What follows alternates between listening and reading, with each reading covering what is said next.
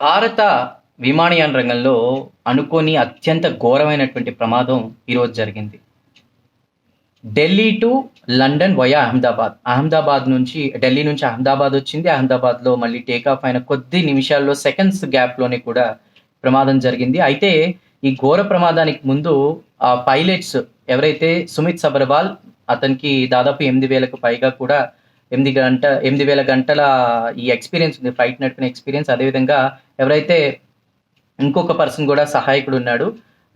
అతనికి కూడా దాదాపు 1100 గంటలు నడిపినటువంటి ఎక్స్‌పీరియన్స్ ఉంది. ఇద్దరు ఎక్స్‌పీరియన్స్‌డ్. ఒక మేడే కాల్ కూడా ఇచ్చారు. మేడే కాల్ అంటే ఏంటంటే ఏదైనా లోపం ఉంటే వెంటనే ఏసీటీకి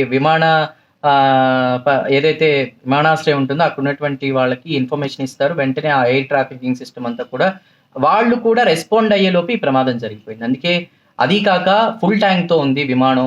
ఎందుకంటే అది లండన్ వెళ్ళాలి. చాలా కిలోమీటర్లు ప్రయాణించాలి. ఈ ప్రమాదం అనుకోకుండా జరిగిపోయింది. ఇంతమంది చనిపోయారు. అయితే ఎప్పటినుంచో కంప్లెయింట్స్ ఉన్నాయి. ఈ ఎయిర్ ఇండియాకి సంబంధించి బోయింగ్ వాళ్ళు కూడా రెస్పాండ్ అయ్యారు. సహాయ సహకారాలు అందిస్తామన్నారు. అదేవిధంగా ఇటు టాటా గ్రూప్ ప్రస్తుతం ఇది నడుపుతున్నది నేపథ్యంలో కూడా టాటా సన్స్ చైర్మన్ చంద్రశేఖర్ ఎవరైతే ఉన్నారో అతను స్పందించారు. చనిపోయిన వారికి ₹1,00,00,000 ఎక్స్‌గ్రేషియా, క్షతగాత్రుల వైద్య ఖర్చులన్నీ భరాయిస్తామని చెప్పారు. అదేవిధంగా దీనికి సంబంధించి ఈ ఎక్స్‌గ్రేషియాలు ఇవన్నీ కాదు. లోపాలు ఎక్కడున్నాయో గుర్తించి నెక్స్ట్ టైమ్ ఇలాంటివి రిపీట్ కాకుండా చూడాలి. కొన్ని ప్రమాదాలు అనుకోకుండా జరిగిపోతాయి. ఇక్కడ జరిగింది కూడా అదే.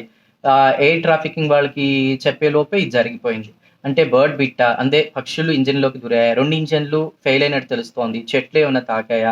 ఇవన్నీ కోణాలు. ఎందుకంటే నివాస ప్రాంతంలో ఇది టేక్ ఆఫ్ అయిపోయి కూలిపోయింది. వైద్య విద్యార్థులు చాలా మంది కూడా చనిపోయారు. సో, దీన్ని క్లియర్‌గా దర్యాప్తు చేయాలి. డీజీసీఏ దర్యాప్తు బృందం అక్కడికి చేరుకుంది. దర్యాప్తు జరుగుతోంది.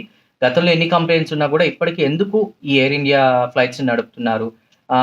ఎందుకు లాభాల కోసం చూసుకుంటే ఇట్లా ప్రమాదాలు జరుగుతాయి నేపథ్యంలో కూడా సరైన పర్యవేక్షణ ఉండాలనేది వినిపిస్తున్నటువంటి మాట. ఏది ఏమైనా కూడా ఇలాంటివి రిపీట్ కాకుండా చూడాలనేది వినిపిస్తున్నటువంటి మాట.